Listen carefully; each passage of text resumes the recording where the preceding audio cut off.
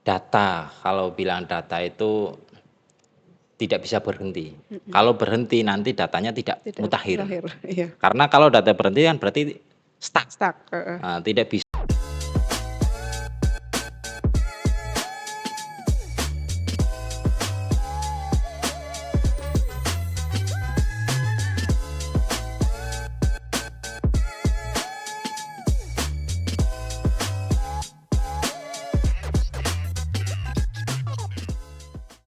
Assalamualaikum warahmatullahi wabarakatuh. Waalaikumsalam Halo warahmatullahi teman wabarakatuh. pemilih, selamat datang kembali di podcast Bisik, bincang inspiratif seputar informasi kepemiluan. Tempatnya kita ngobrol santai, tapi tetap penuh makna tentang dunia kepemiluan dan demokrasi di Kabupaten Pekalongan. Saya Yanti akan menemani kalian selama kurang lebih 30 menit ke depan dalam segmen Bincang Divisi. Kali ini kita akan berkenalan lebih dekat dengan salah satu divisi yang penting yang jadi tulang punggung penyelenggaraan pemilu, yaitu Divisi Perencanaan Data dan Informasi KPU Kabupaten Pekalongan. Tentunya sudah hadir bersama kita narasumber yang luar biasa. Beliau adalah Bapak Sigit Prayetno, selaku anggota KPU Kabupaten Pekalongan, Divisi Perencanaan Data dan Informasi. Halo, selamat siang Pak Sigit. Selamat siang Mbak Yanti. Ya, selamat datang di podcast Bisik, Pak. Ya, Ya, terima sebelum kasih. kita ngobrol lebih jauh, boleh diceritakan dulu Pak, secara umum apa sih tugas Divisi Perencanaan Data dan Informasi di Kabupaten Pekalongan ini, Pak? Ya, tadi saya kiranya itu Mbak Yanti mau bilang, Apa Pak? bisa diceritakan dulu Pak identitas Bapak. Saya sudah siap-siap ini mau Oh, jawab. boleh identitas Bapak. Ternyata Apa status Bapak mungkin di ya? luar ekspektasi pemikiran saya. Iya. Jadi gini Mbak Yanti ya. Iya. Kebetulan saya itu ada di Divisi Perencanaan Data dan Informasi, Iya. atau lebih biasa disingkat dengan Divisi Rendatin, Perencanaan Data dan Informasi. Kalau diibaratkan dalam sebuah kendaraan, kalau saya pribadi itu mengibaratkannya Divisi Rendatin itu adalah engine-nya, adalah mesinnya. Kenapa kok dibilang mesin? Karena ya begitu, kalau di divisi kami itu, di Divisi Rendatin itu jarang tampil, jarang terlihat, namun tetap menjadi komponen utama dalam kendaraan. Kalau dalam status di KPU, menjadi komponen utama di dalam KPU itu tersendiri. Jadi begitu Mbak Yanti. Jadi kenapa menjadi penting? Memang di divisi kami itu banyak hal yang kami lakukan. Mulai dari perencanaan. Yang direncanakan apa? Ya yang direncanakan ada perencanaan kegiatan, perencanaan anggaran. Terus ada lagi yang kami lakukan apa? Yaitu berkaitan dengan data. Kami harus memastikan data yang kami sajikan, data di sini utamanya adalah data pemilih, adalah data yang benar-benar akurat dan mutakhir. Kemudian juga berkaitan juga dengan transparansi. Kami juga berperan di situ bagaimana caranya agar setiap informasi yang keluar dari kami, dari KPU itu bisa benar-benar informasi yang valid dan terpercaya. Gitu Mbak Yanti kira-kira. Jadi bisa dibilang divisi ini memegang peran strategis dari hulu ke hilir ya Pak? Nggih, mulai dari perencanaan program ya, sampai penyajian data yang jadi dasar pengambilan kebijakan. Iya, betul. Kalau boleh tahu Pak, seperti apa sih struktur kerja dan lingkup organisasi Divisi Perencanaan Data dan Informasi ini di Kabupaten Pekalongan? Jadi kalau saya sendiri kan ada di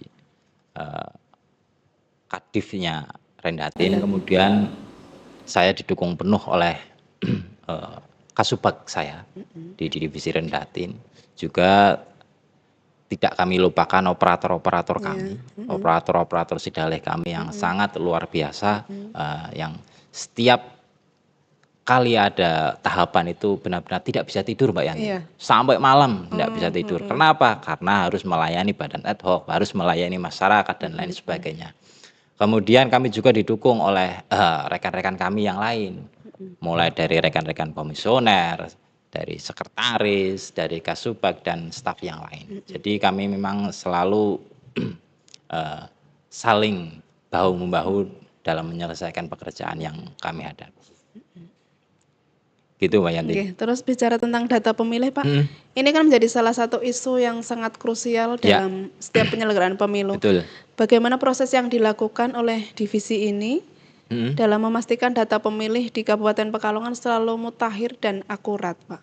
Ya, data, kalau bilang data itu tidak bisa berhenti.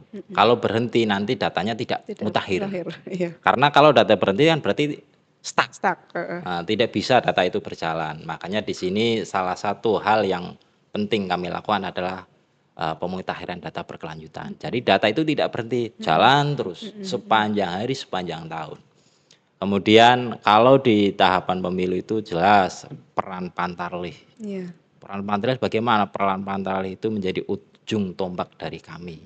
Dari kami dari divisi Datin tentunya pada saat di lapangan karena mereka itu datang ke rumah-rumah warga secara langsung. Iya. Semua rumah di sini di Kabupaten Pekalongan semua rumah itu didatangi, tidak ada yang tidak didatangi. Door to door berarti. Door to door. Itu untuk apa? Untuk memastikan bahwa data pemilih yang ada pada data kami di KPU itu benar-benar valid.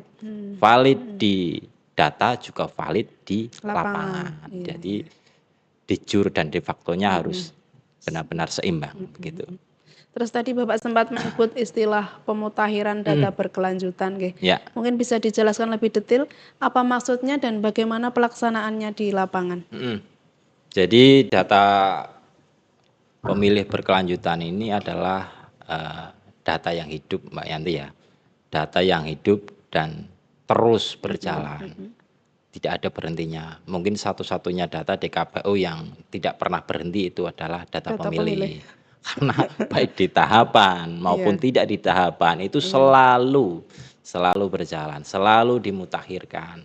Nah, kalau di luar tahapan bagaimana caranya untuk melakukan proses itu? Nah, di awal kami dapat data dari KPU RI yang namanya itu DP4. Data itu kami terima, setelah kami terima, yang kami lakukan adalah melakukan pengecekan, pencocokan, validasi. Validasi berkaitan dengan apa?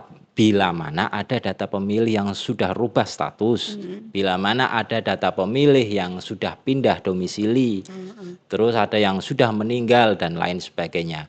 Nah, hal ini kami lakukan dengan berkoordinasi Mbak Yanti. Kami lakukan tentunya koordinasi kami itu dengan Dukcapil. Jadi data yang kami terima, kami koordinasikan dengan Dukcapil, apakah data ini sudah sesuai atau belum. Kalau belum atau masih ragu, kami datanglah ke lapangan. Nah, proses di lapangan itu kami sebut itu sebagai coktas. Kalau coktas, pencocokan terbatas. Kalau di dalam tahapan itu namanya coklit. Pencocokan dan penelitian. Itu yang melaksanakan adalah Pantarlih. Nah, kalau di non tahapan itu yang melaksanakan kami KPU Kabupaten. Namanya bukan coklit lagi tapi coktas. Jadi targetnya ya tidak semua karena kan sumber daya yang ada di KPU kan tidak terlalu banyak. Jadi hanya sampel di setiap kecamatan kita sampel begitu. Tapi 19 kecamatan di semua nggih Pak? Iya.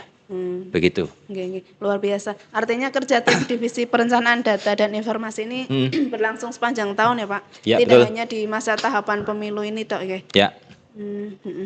Sekarang kita tahu KPU punya banyak sistem informasi Pak, mulai dari Sidalih, Sirekap, Sidapil, sampai website dan media sosial KPU. Betul. Ya. Bagaimana Pak peran divisi perencanaan data dan informasi dalam menjaga keterbukaan dan transparansi publik melalui teknologi ini? Ya. Jadi memang teknologi yang semakin modern itu memaksa semua pihak untuk bisa lebih terbuka, bisa lebih transparan. Karena apa? Kalau kita tidak transparan itu bahaya kalau di dalam dunia digital ini. Semua orang itu bisa tahu kok. Semua orang bisa tahu. Lah, bagaimana agar informasi nanti yang tersampaikan kepada masyarakat, kepada teman-teman pemilih, itu adalah informasi yang benar, Benar, informasi yang valid, valid. Itu iya. memang yang pertama adalah mencari informasi dari situs resmi kami. Iya. Baik itu situs web maupun dari aplikasi-aplikasi media sosial. Jadi di situ kami juga menyampaikan informasi-informasi yang benar-benar sudah kami filter, Iya. sudah benar-benar informasi yang valid. Valid. Jadi bukan bahan mentah lagi. Yang kami sampaikan ke publik adalah Iya. bahan matang yang Yang siap, siap dipublik. Nggih. ya, siap. Jadi masyarakat sebenarnya bisa ikut memantau banyak hal Betul. secara langsung ya Pak, Betul. tanpa harus menunggu informasi formal dari KPU Kabupaten atau KPU Pusat. Betul sekali. Karena apa? Karena kalau masyarakat itu harus menunggu KPU datang ke desa misalnya, turun ke lapangan, itu ya susah. Iya. Dengan jumlah penduduk yang begitu luar biasa, kami di KPU Kabupaten Pekalongan itu paling cuma berapa? 34 atau berapalah Pegawainya. pegawainya. 34 itu sudah termasuk JS, sudah Iya. termasuk yang Komisioner. dapur Iya. juga dan lain-lain. Jadi itu tidak memungkinkan lah kalau Iya. kami harus turun ke lapangan satu Iya. persatu. Jadi kami juga menghimbau kepada warga, kepada Iya. teman pemilih khususnya di Kabupaten Pekalongan agar aktif dalam Bermedsos. bermedsos dan mencari informasi yang akurat lewat media-media yang resmi. Terus tentang ini Pak, kalau bicara soal digitalisasi, Ya. tentu ada tantangan juga ya Pak. Misalnya soal keamanan data atau literasi digital masyarakat. Ya. Jelas kalau berbicara dengan tantangan digital ya, yang paling utama di kami yang lumayan terasa lah. Saya tidak bilang itu adalah menjadi masalah utama, tapi yang kami rasakan itu ada beberapa infrastruktur IT, terutama di daerah-daerah yang agak pelosok, di daerah-daerah pegunungan itu agak kesusahan, Mbak. Jadi Jaringannya ya, ya jaringannya. Jadi di daerah pegunungan itu jangankan internet, listrik aja kadang susah. Susah ya. Mati lampu itu bisa berkali-kali dalam satu hari. Jadi memang itu menjadi tantangan utama kami. Nah, kemudian berkaitan dengan keamanan, Mbak Yanti ya. Jadi KPU itu sendiri bekerja sama dengan Badan Cyber Nasional. Jadi proses bekerja samanya adalah kami dari KPU, bukan cuma KPU Kabupaten Pekalongan ya, seluruh KPU yang ada di Indonesia itu mengirimkan tenaganya, mengirimkan operatornya untuk apa? Untuk berlatih. Berlatih yang di narasumberi oleh BSN, Badan Cyber Nasional. Untuk apa? Untuk menjaga data agar tidak bocor keluar. Nah, terus berkaitan dengan literasi digital, kami dari KPU itu dalam hal ini kalau literasi digital ini kami bekerja sama dengan divisi Parmas ya. Divisi Parmas itu selalu mengedukasi masyarakat, Mbak Yanti. Jadi kami selalu mengedukasi masyarakat bagaimana cara mendapatkan informasi yang baik, bagaimana cara menangkal berita-berita hoax, bagaimana cara mengetahui informasi tentang kepemiluan. Jadi setiap saat kami juga menginformasikan itu kepada masyarakat lewat media-media sosial kami, termasuk pemberitaan-pemberitaan jika ada kegiatan yang kami lakukan. Dilakukan KPU. Betul. Terus dalam menjalankan tugasnya berarti tentu divisi ini tidak bisa bekerja sendiri ya Pak? Jelas, nggak mungkin. Iya. Wong hidup aja harus banyak orang. Kita kan makhluk sosial, Mbak Yanti, bukan makhluk individualistik. Pak. Perlu orang lain ya Pak? Perlu orang lain, sangat-sangat perlu. Terus bagaimana Pak bentuk kolaborasi yang selama ini dijalin dengan instansi lain Pak? Apa mungkin ada inovasi menarik dari divisi perencanaan data dan informasi ini? Ya jelas, kalau kita itu butuh orang lain. Kalau manusia berarti butuh manusia lain. Kalau instansi berarti butuh instansi lain. Lah instansi yang paling krusial terutama bagi divisi saya, bagi divisi saya itu di divisi perencanaan data dan informasi adalah Dukcapil. Kenapa Dukcapil? Karena Dukcapil yang punya data kependudukan paling lengkap. Mereka adalah bank datanya kependudukan. Jadi apapun yang kita butuhkan mereka punya. Mungkin kita tidak boleh lah langsung meminta ke Dukcapil, tidak boleh itu karena data yang ada di KPU itu semua berasal dari KPU RI. RI. Tapi kapasitas Dukcapil di sini adalah Iya. untuk berkoordinasi, untuk menyandingkan data, apakah data yang ada di KPU itu sudah sesuai dengan data di Dukcapil, Iya. apakah ada yang mutasi, Iya. apakah ada yang meninggal, karena Iya, itu kan laporannya kan terus berjalan. Jadi bisa saja data yang ada di KPU ini itu kurang sesuai atau butuh diupdate. Maka itu pentingnya kami dari KPU itu berkoordinasi dengan Dukcapil. Iya, iya. Kemudian kami juga berkoordinasi dengan Bawaslu. Bawaslu. Nah, Bawaslu kaitannya apa? Bawaslu kaitannya itu kami selalu membuka diri kepada Bawaslu agar mereka bisa mengawasi kami. Agar mereka bisa memberikan masukan kepada KPU dan lain sebagainya. Karena data yang diawasi akan lebih akurat daripada data yang tidak diawasi. Kan begitu kayaknya. Iya. Kerjanya lebih hati-hati lagi ya Pak berarti. Betul. Kalau di sekolah aja kalau enggak ada guru BK kan susah. Bandel-bandel ya. Bandel-bandel, makanya butuhnya guru BK itu di situ. Iya, keren sekali nih Pak. Berarti KPU Kabupaten Pekalongan ini cukup progresif dalam beradaptasi dengan era digital ya Pak. Iya. Oke. Terakhir nih Pak Sigit, mungkin bisa disampaikan pesan atau harapan untuk masyarakat, terutama generasi muda, agar lebih peduli terhadap data dan informasi kepemiluan Pak. Oke, terima kasih Mbak Yanti. Teman pemilih dimanapun Anda berada, khususnya yang ada di Kabupaten Pekalongan, pertama pesan dari kami adalah gunakan hak pilih sebaik mungkin. Karena apa? Satu suara itu bisa merubah masa depan bangsa. Cek data diri Anda apakah sudah masuk di dalam data pemilih ataukah belum masuk di dalamnya. Kalau belum masuk, segera hubungi kami, segera lapor kepada kami KPU, baik datang langsung ke kantor maupun lewat media-media sosial kami. Bisa komentar di situ, nanti akan kami tindak lanjuti secepat mungkin.